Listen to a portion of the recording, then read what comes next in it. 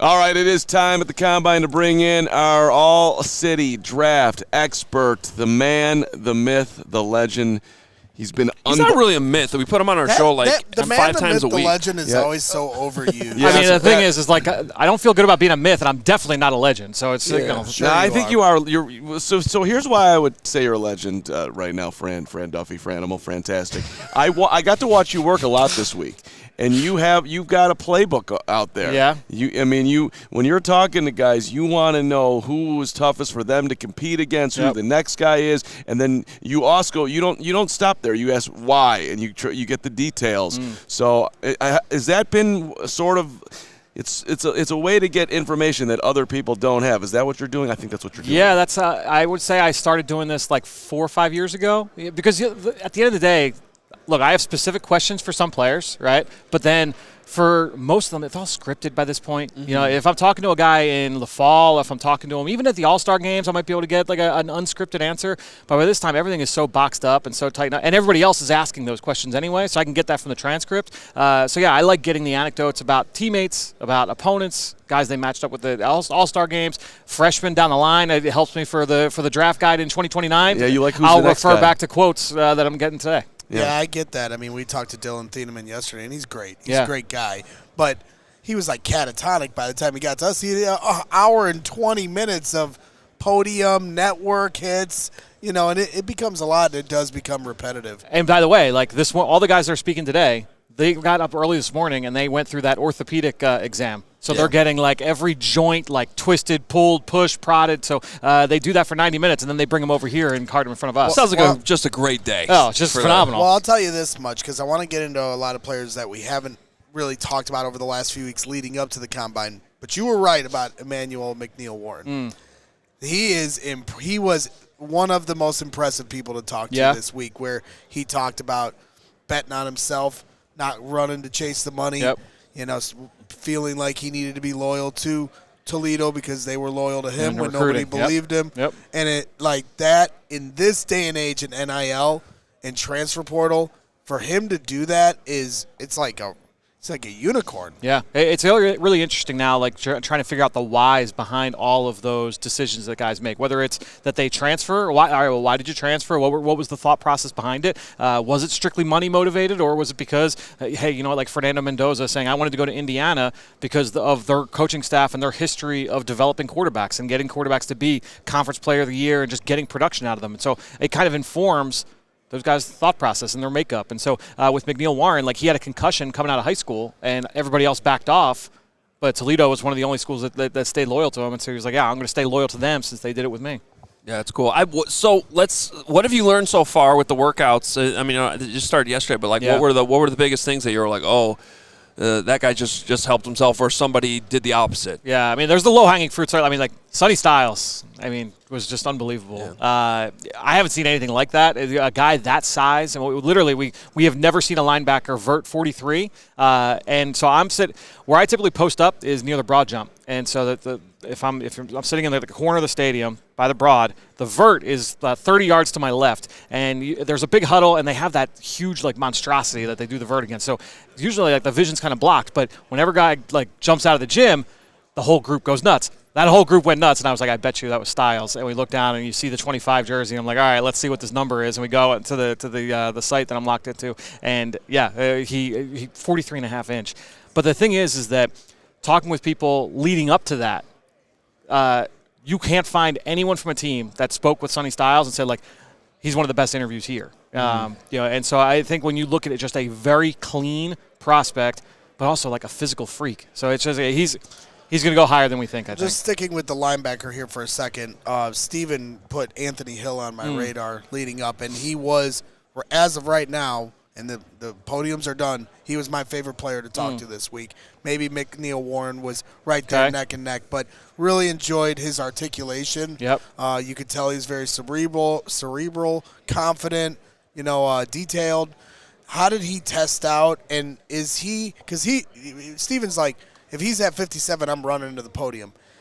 It doesn't feel like he's going to get to 57. Is he sneaking up into the first round? How did he test yesterday? He tested okay. I think that overall he's He's a solid athlete, not a special athlete. He's solid like in the box, but not like special in the box. He showed a little bit of a playmaking dimension the last couple of years. He's won the green dot the last 2 years, so the defensive play caller there for that Texas defense. I think he's well-rounded.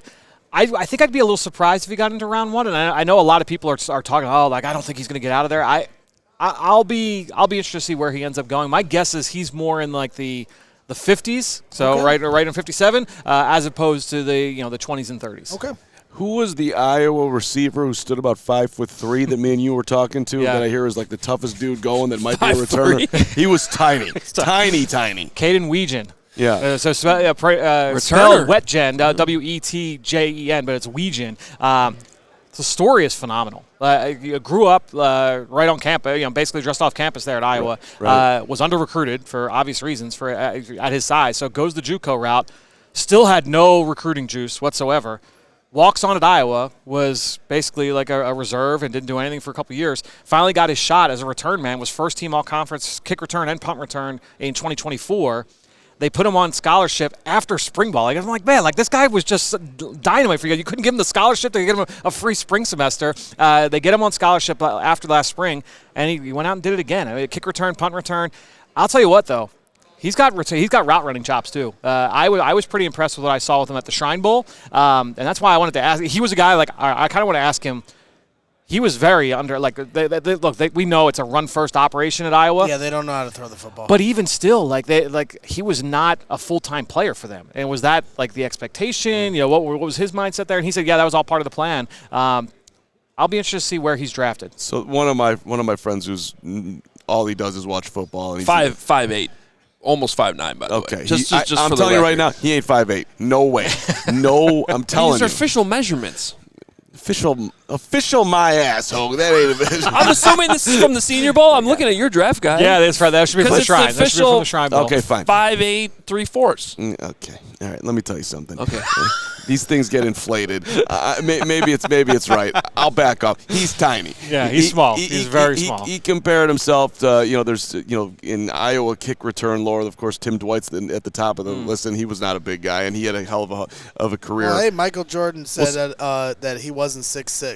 He wasn't. He was closer to 6'4". But regardless of all that, the point I'm trying to make is the guy that watches Iowa all the time. He said Julian Edelman 2.0. I feel like people will be afraid of the size.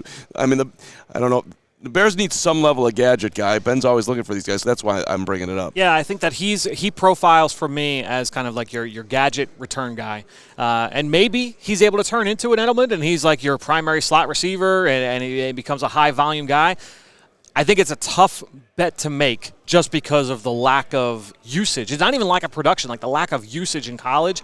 To me, that is always a marker for something's missing, right? And so that's what concerns me. I mean, it's an undrafted free agent guy that you would bring in and give a spin. Did Caleb Banks launch himself past the Bears yesterday? For me, look, he tested outstanding, and then he goes out and he does the first field work drill, and he stumbles and he falls, and then that was it. We didn't see him again after that. And from what I saw, since I'm in the stadium and watching, in the stands, I'm not watching the broadcast. So I get word that, he said something was up with his cleat. It's like, all right. Man. So I'm like, all right, well, what happened with the cleat? Is that foot? That's something I want to kind of ask around the word on that. But that said, he tested outstanding yesterday. We know what he looks like. So I think it's kind of status quo. Because that is the big question, the foot. Yeah, the foot. Yeah. And so I will say, he probably tested better than I thought he would. So that will move the needle for some. Okay. Well, that's not good. Well, maybe it is. Maybe it is. Before that happened, I was like, I think he just. He's like 98th percentile in every measurement. Yeah. Tested well. He's got the largest wingspan of any defensive tackle drafted in the last decade. Let's have the Lee Hunter conversation one more time. What you don't like him that much? What's your hesitation? I was talking with a scout about him at the stadium yesterday, and I think he's an archetype of player that I kind of struggle with, where he's the type of defensive tackle, and you guys tell me if you've got someone in mind that's played for the Bears recently like this. Ted Washington. Well, here's the thing. He's a little top-heavy, right? He's a little bit leaner in the lower half, so it's a lot of his weight is carried up top. That's not good. He's not – he's stout, but he's not to me, he's not Ted Washington, where it's he just put it – Vince Wilfork put him in the middle, and he's going to hold up every double team. He's kind of he's explosive, but but he's a little stiff laterally. He's off balance at times. He can end up on the ground. Deion Walker from last year was a 4th-round pick of the Bills. It was a similar kind of archetype of player. I struggled with him. The flashes are really, really good, but the down-to-down consistency is a little bit worrisome for me with Lee Hunter. I mean, he's got a lot of confidence. He can move, and at that size, that's why I'm very intrigued. But what you're saying there, that's not a good formula for being top heavy. Is not what you want. Yeah, to me, I like the guys. And that's one of the things I like about being over there and going to the Senior Bowl, going to the Shrine Bowl, is just getting eyes on the body structure of these guys and especially how they're built, basically from the ground up, from the feet up, and that was a little bit of a concern for me with Hunter. What's a feel that you're getting from a cornerback standpoint? I think that's kind of an underrated position for the Bears. If Nashawn Wright isn't to return, how they're able to map out that. You got to start developing some guys, right? Yeah. I think that this is a class that they'll be able to find somebody to fill that role in terms of a developmental. Bring in, he fits our scheme. We know that they want the big, long ball hockey types. It seems like a lot of the players that they've been rumored to have met with have kind of fit that archetype. Who stood out to me was Chuck in conversation was Chuck Demings. Okay, yeah, and he's of that archetype, right, where he's tall, he's long, boundary corner, built kind of like Nashawn Wright. I think that when you look at it this week, there's a bunch of those players. And that's why, honestly, the workout today, the DBs, it's my favorite workout of all the positions to watch every year. It sounded like his meeting with the Bears went really well, too. Yeah, I mean, he's probably in that day 3 range where, all right, kind of where Zay Frazier went last year. I think that's probably the realm we're talking about with Charles Demings. Now, I'm still waiting to find out, though, it's kind of like when a player has surgery and they're like, it's, successful surgery. And they're like, well, when do we ever hear about the non-successful surgery? Mm-hmm. So when is there a prospect who's going to be like, what, my meeting with the Bears didn't go well? There's I bombed it. Stupid question. Well, no, I mean, one guy that, and also if you want me to play the insider role, I've had conversations with people that say they like it. No, I'm not. There you go. I like it. I like that. Way Good better. comeback. Way better. I've got one. I've got one Good for comeback. you. One time, and this is my 13 combines. So we say 300 players a year. So 300 times 13. And I've heard this question asked, how did the interview go? And the guy said, actually, I don't think it went well. Ja'Kai Polite, the pass rusher from Florida a few years ago, met with San Francisco, and he was like, yeah. I don't know why. It just didn't go well. And that became a huge, huge story.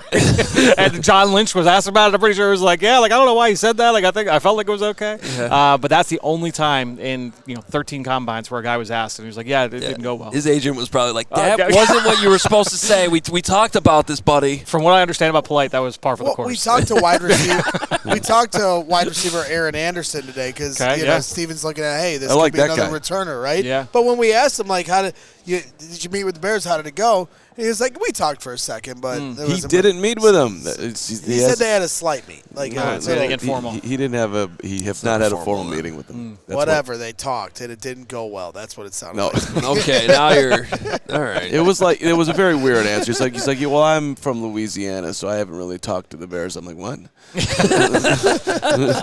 What does that mean? We'll play that on the show if we haven't played it already by the time we're having this conversation. Yeah. All right, Fran, keep it going. Have a good weekend. Wait, come on. Who are the Bears picking? The hell? That's why we're here. What are they going to do? All the picks, every pick. I stand by TJ Parker, guys. This is a guy that, I know there was high expectations for him coming into the season and didn't have the production. And now I think we're talking about him in the area where I felt most comfortable. He goes to the Senior Bowl. He's good every day, plays in the game, impacts the game. Comes here to the combine, a bunch of the other edge rushers say, I'm not going to do this, I'm not going to do that. He does every workout. He does every single drill. I like TJ Parker. I think that to me, that's the sweet spot of where the Bears are at. If it is a tackle, who will it be? Banks. Mm-hmm. Mm-hmm.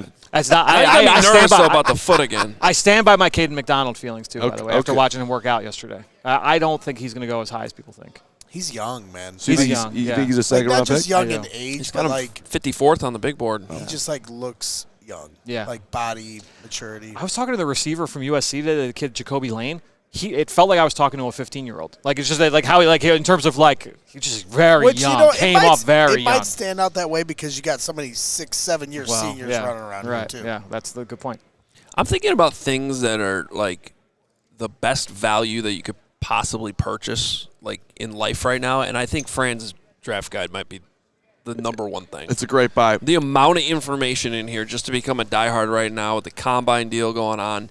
If you're a football fan, I promise you're not going to get a better deal. And I'll tell you right now, the other thing, because Carm gave away all his secrets on how you do this and do your reporting. The other thing I'll say too is watching you maneuver around this convention hall and everything throughout the week. When teams, I'll say this for you. You don't have to say it. When teams see you, they come up to him and talk to him and see what he's thinking. So you have respect across the league. Thank you, man. That stands out when I'm around Thank here. you. Yeah, that doesn't happen to me. that has not happened. You didn't have the 49ers to stop you? It hasn't come. Hey, what do you think about When he was Kenny making McDonald? the noises he was making outside of Harry and Izzy's, people are walking the other direction. No one has asked me my opinion on anything. Wait,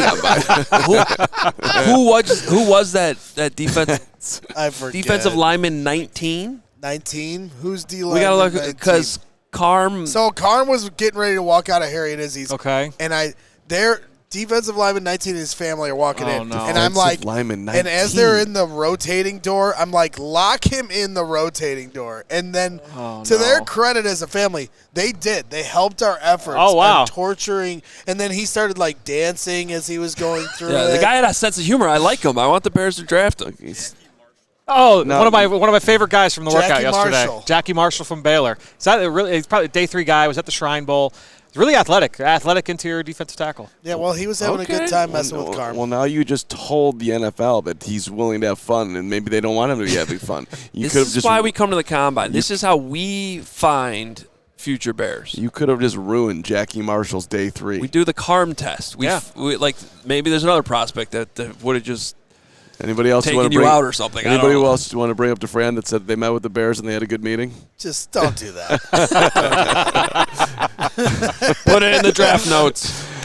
Fran, we love you. Thanks, Fran. Appreciate it, guys. Great work this Keep week. killing it. Keep killing it.